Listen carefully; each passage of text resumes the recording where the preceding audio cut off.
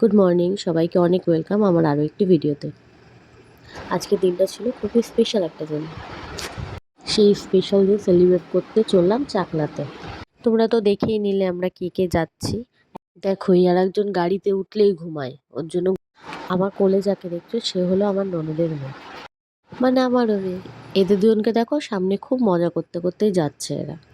Actually যখন আমরা সবাই একসাথে কোথাও যাই খুবই মজা করতে করতে যাই, আর সেদিনের দিনটাও খুব ভালো ছিল আর খুব মজা হয়েছিল।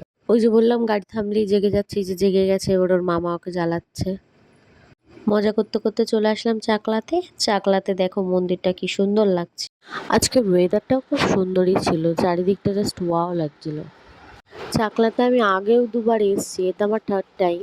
বাট এবারে আমি আমার ছেলে আর আমার হাজব্যান্ডকে নিয়ে এসেছি, তার জন্য আমার কাছে এই দিনটা খুবই স্পেশাল ছিল। আমাকে তোর পিছনে দৌড় করিয়েইছে, ওর ঠাম্মিকেও ছাড়েনি, ওর ঠাম্মিকে পর্যন্ত ওর পিছনে দৌড় করাচ্ছে। হয়তো এই দিনগুলো খুব বিরক্ত হচ্ছে ছেলের জন্য, বাট একটাই, এই দিনগুলোই আমি মিস করবো। দেখতে দেখতে ছেলেটা বড় হয়ে যাচ্ছে। এই তো কদিন আগেই ও হয়েছিল, তাই না? ভাবতেই কেমন অবাক লাগে। যেই কাজের জন্য এসে সেই কাজটা আর করতে পারলাম কোথায়, সারাদিন ছেলের পিছনে। ওই যে বললাম খুবই স্পেশাল একটা দিন। এদের আজকে মামা ভাত, আমার হাজবেন্ড ওদের মামা ভাত খাওয়াবে। এটা হলো আমার ননদের দুই ছেলে মেয়ে। বরমশাই এত সিরিয়াস হয়ে রয়েছে যে যাকে পারবে বকা দিয়ে দেবে। ওরা যেহেতু টুইন্স, ওর জন্য ওদের একই সাথে মামা ভাত দেওয়া হচ্ছে। দেখো, ঠাকুরমশাই ওকে প্রসাদ খাইয়ে দিল। এরপর খুবই কান্নাকাটি শুরু করে দিয়েছিল, কিছুতেই থাকছিল না।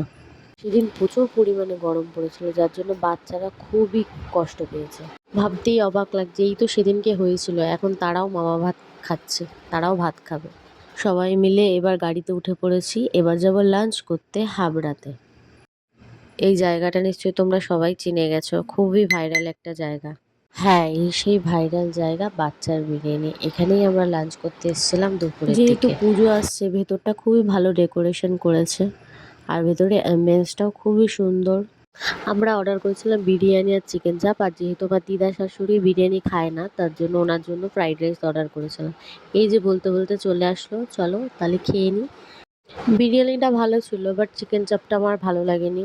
মানে খুব বাঙালির দুপুরের খাওয়া শেষ, মানে ভাত ঘুম দরকার। সবাই ভাত ঘুম দিচ্ছে, কারুর পাত্তা নেই, শুধু আমি আর আমার ছেলেই জেগে আছি। সবাই ঝিমোচ্ছে, আমার শাশুড়ি তো ঘুমিয়ে পড়ে যাচ্ছে। তো চলো, এখন আমি খুবই টায়ার্ড, এখন চলে যাচ্ছি বাড়ির দিকে। আমি আর আমার ছেলে এখন গল্প করি। ভিডিওটা যদি ভালো লাগে তাহলে লাইক, কমেন্ট, শেয়ার করে দাও। টাটা।